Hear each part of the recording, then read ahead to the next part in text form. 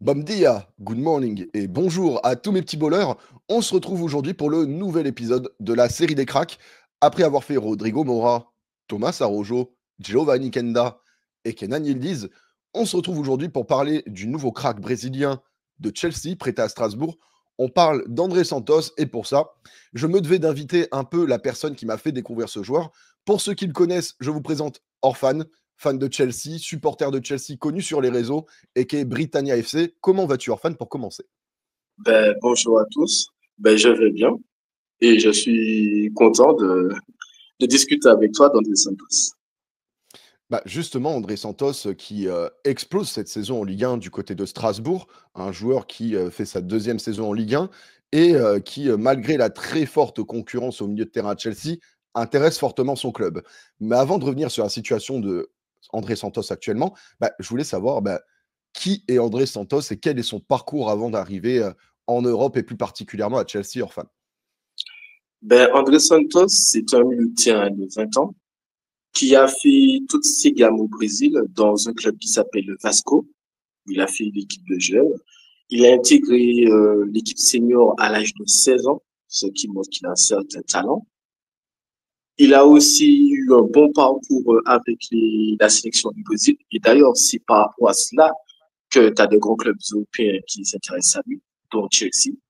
Il a été recruté euh, durant, durant le mercato hivernal 2022-2023 à 12 millions d'euros, 12 millions 5. Et ensuite, comme il n'a pas pu avoir le permis de travail en Angleterre, par rapport à ce fameux contexte, il a été décidé qu'il refasse la deuxième saison avec Vasco. C'est à partir de la saison 2023-2024 sous Pochettino qu'il a réintégré Chelsea. Il a fait la préparation. D'ailleurs, c'est une des meilleurs jeunes au niveau de la préparation physique dans les stages de pré-saison aux États-Unis. La direction a décidé qu'il serait mieux qu'il puisse s'adapter au championnat.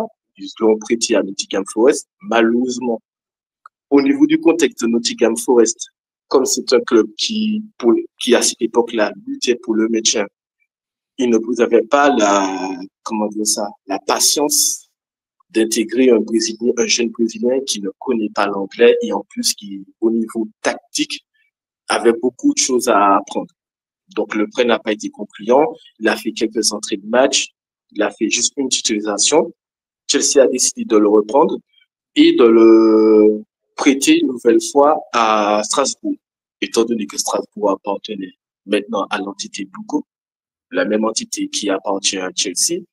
Il a été prêté sous Patrice Evra, où il a fait 11 matchs, et c'est là où on a réellement vu la valeur d'André Santos. Et justement, Les oui, Mhm. Après, terminé. les propriétaires, excuse-moi, oui, vas-y. Non, je te disais justement, un parcours linéaire finalement avec un André Santos qui franchit les étapes petit à petit et qui va complètement se révéler cette saison avec Liam Rosenior du côté de Strasbourg.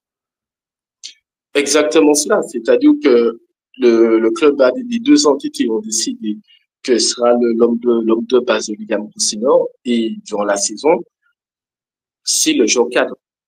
Et même, je dirais même qu'il a pris une nouvelle dimension au niveau de tout ce qui est notion tactique.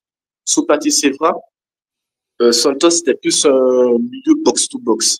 Sous Rosselló, c'est plus un milieu de terrain qui va gérer tout ce qui est l'équilibre. Et Donc, il notamment, a je cette double repense, casquette-là. C'est-à-dire qu'il protège la défense, il est à la base des grosses sorties de balles et tant qu'il peut, il va se projeter vers l'avant.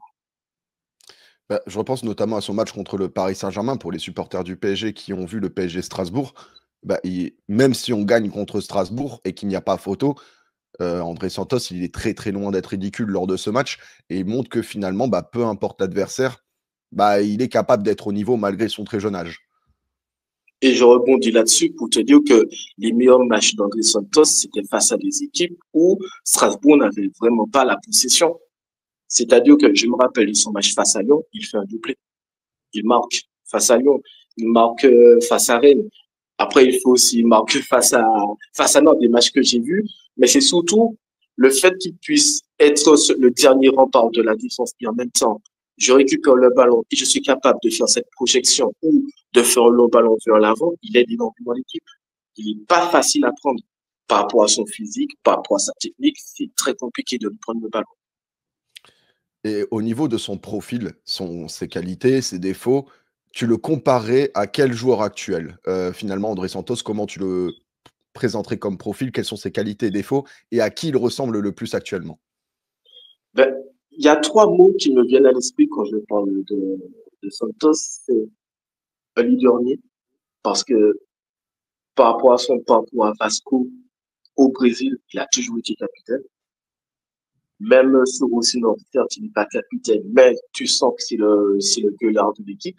Et ce qui est intéressant, même quand Strasbourg encaisse ce but, le premier à encaisser ses coéquipiers, c'est Santos. C'est vraiment le leader. Après ça, je dirais que c'est un joueur qui est déterminant dans les surfaces. Défensivement, il est très fort. Il reprend les ballons de la tête au corner.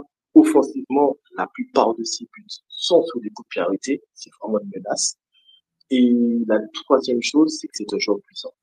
C'est vraiment un joueur qui, dans l'impact, s'est très bien intégré à la Ligue 1. Il nage au niveau de la Ligue 1. C'est une ligue qui est réputée pour son impact physique, mais ça ne fait Oui. rien du tout. Bah oui, bah justement, la Ligue 1 qui est un très très bon exercice pour les joueurs qui veulent rejoindre la PL à terme.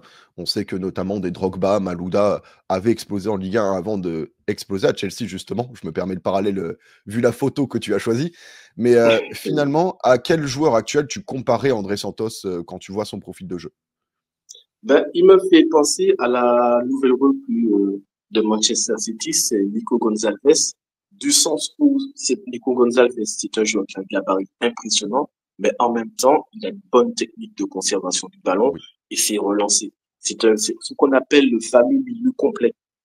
Mm. Il me fait penser à lui. Et justement, bah, en termes d'avenir, on sait qu'André Santos est lié à Chelsea. Et quand je vois quand même, et il faut le dire, la concurrence féroce au milieu de terrain de Chelsea, Enzo Fernandez, Caicedo, Romeo Lavia, donc clairement pas des peintres. Quel avenir tu promets à André Santos? Est-ce que pour toi, c'est un joueur qui peut justement intégrer un top club avec un top projet? Et si oui, si c'est pas Chelsea, où est-ce que tu le verrais? Ben, concernant les milieux que tu as cités, pour moi, il y a un maillon faible, c'est Romeo Lavia, parce que cette saison, Trop avec blessé. les Blues, il a beaucoup de blessures. Et vu le profil de Santos, qui est capable à la fois d'être une sentinelle et à la fois d'être un numéro relieur, il peut jouer dans ce milieu. Il peut vraiment jarter Lavia s'il continue avec ses problèmes de blessures et s'installer. Après, là où je trouve qu'il va le mieux, c'est dans une équipe vraiment full transition, dans une équipe style Newcastle, dans une équipe style Atlético Madrid. Parce que pour l'instant, avec Strasbourg, on a constaté que dans une équipe qui a moins de 50% de possession de balle et qui se fait dominer, c'est là où tu vois ce joueur. C'est là où il est capable d'aller gagner ses duels. C'est un joueur de duel. Donc, son axe de progression, c'est est-ce qu'il est capable de jouer dans une équipe qui a plus de 50% de possession de balle face à des blocs bas? C'est un point d'interrogation. Techniquement, il est capable. Mais après, dans les faits, on n'a jamais vu sur ce contexte. Et si justement pour, conclure entre guillemets «le sujet» sur André Santos, je te demandais de me décrire André Santos en 3 mots, tu utiliserais lesquels? Ah ben, je sais pas, mais je te l'avais dit au début, c'est du sens, c'est un leader né. Pour moi, c'est la première chose qui apparaît dans son parcours et même sur le terrain. C'est quelqu'un, tu vois son charisme, tu vois qu'il discute beaucoup, tu vois qu'il a vraiment ce fighting spirit. D'ailleurs, je trouve que par rapport aux joueurs brésiliens, il a cette cote d'amour parce que les joueurs brésiliens avaient toujours ce défaut de se faire, comment dire ça, happer par l'émotion. Ben lui, non. Après ça, mis à part cela, comme j'ai dit, sa capacité de gagner les duels, sa capacité technique de remonter le ballon, c'est un milieu complet. Voilà. Donc oui, justement pour conclure, bah, finalement un milieu à fort potentiel qui non seulement brille par son physique, mais qui est également capable d'aider techniquement ses coéquipiers. Donc je me dis que finalement André Santos, moi je ne suis pas sûr de sa situation. Peut-être que Chelsea privilégiera une vente de Romeo Lavia pour réintégrer, André Santos et lui donner la place qu'il mérite. Mais en même temps, quand on voit le projet de Chelsea qui, est capable de vendre beaucoup de joueurs si, les offres sont correctes, je me dis qu'il peut y avoir une potentielle bataille pour le récupérer cet été. En tout cas, pour le moment, il est épanoui à Strasbourg. On se donne rendez-vous cet été pour justement voir comment évolue la situation d'André Santos. Merci à toi en tout cas, fan, d'avoir été avec nous pour parler d'André Santos. N'oubliez surtout pas de liker la vidéo et de vous abonner si le contenu vous plaît. Je vous donne rendez-vous dès lundi prochain pour un nouveau crack. C'était un petit puzzle de mots et de pensées. Que le football français repose en paix.